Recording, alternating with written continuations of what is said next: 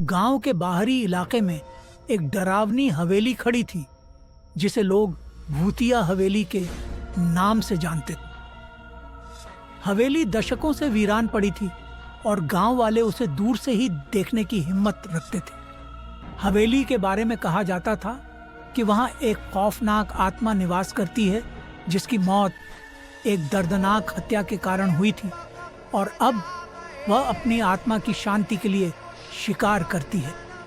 एक दिन गांव के 4 युवा अंकित, रिया, करण और पूजा ने तय किया कि वे इस हवेली का रहस्य जानेंगे। उन्होंने शर्त लगाई कि वे पूरी रात हवेली में बिताएंगे और देखेंगे कि इन अफवाहों में कितनी सच्चाई है। उनकी आत्मविश्वास और साहस ने उन्हें इस खतरनाक मिशन पर भेजा। रात का अंधेरा छाने लगा और चांद अपनी पूरी चमक में था। हवेली की ओर जाते समय हवेली का पुराना दरवाजा खड़कते हुए खुला। जैसे ही उन्होंने अंदर कदम रखा, हवेली का भयावह दृश्य सामने आया। दीवारें दरक चुकी थीं और हर जगह खून के धब्बे थे। हवा में एक अजीब सी ठंडक और घिनौनी बदबू फैली हुई थी, जैसे कोई भयानक ताकत वहां हावी हो। यहां आकर अच्छा काम नहीं किया हमने, कर्ण ने घबराए हुए कहा। लेकिन अंकित ने हिम्मत जुटाते हुए कहा, डरने की कोई बात नहीं है, हम सब एक साथ हैं। वे हवेली के अंदर एक बड़े हॉल में पहुंचे जहां एक पुराना झूला था जो खुद ब खुद झूल रहा था। झूले के पास एक पुराना चाकू रखा हुआ था जो खून से सना हुआ था। रिया ने टॉर्च की रोशनी झूले पर डाली, लेकिन वहां कुछ नजर नहीं आया। अचानक झूला तेजी से झूलने लगा, जैसे कोई उस पर बैठा हो। अंकित का दिल तेजी से धड़कने लगा। क्या हो रहा है? पूजा ने घबराकर पूछा। तभी हवेली में एक खौफनाक चीख गूंज उठी, तुम सब यहां रहोगे, यहां से कोई नहीं जाएगा। राहुल और उसकी टीम ने बगीचे में एक पुरानी बेंच पर बैठने का निर्णय लिया। बेंच के पास एक पुराना फव्वारा था जो अब सूख चुका था और उसकी दीवारें खून के धब्बों से भरी हुई थीं। वे धीरे धीरे हवेली की गहराइयों में जाते गए, लेकिन अचानक हवा में एक अजीब सी हलचल शुरू हो गई।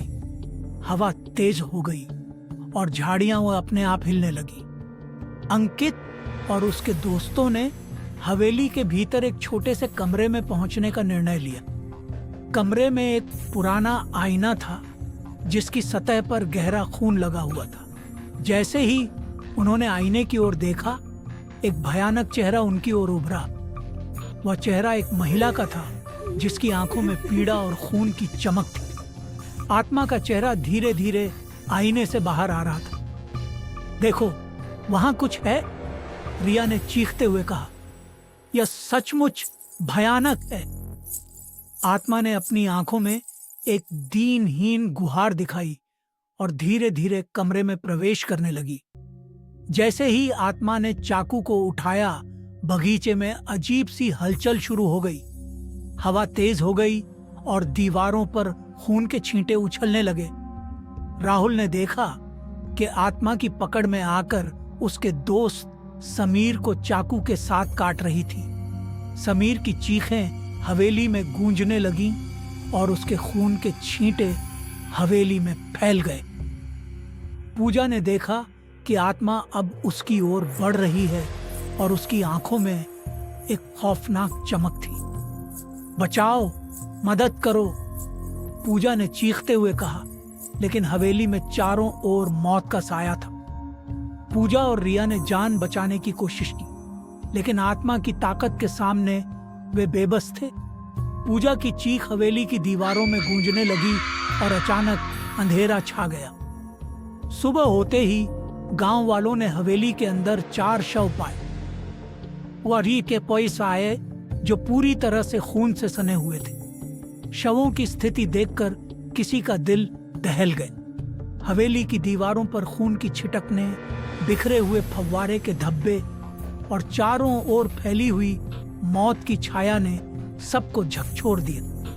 गांव वालों का मानना था कि भूतिया हवेली अब भी रात के अंधेरे में अपनी चीखें और पुकार सुनाती है। गांव वालों ने हवेली के पास जाने की हिम्मत नहीं की और हवेली का नाम सुनते ही उनके होश उड़ जाते। हवेली की अंधेरी रातों में अगर कोई आ जाए तो वह हमेशा के लिए वहीं बसी हुई आत्मा का शिकार बन जाता है। हवेली का खौफ अब भी गांव में लोगों के दिलों में बसा हुआ है और कोई भी उसके पास जाने की हिम्मत नहीं करता।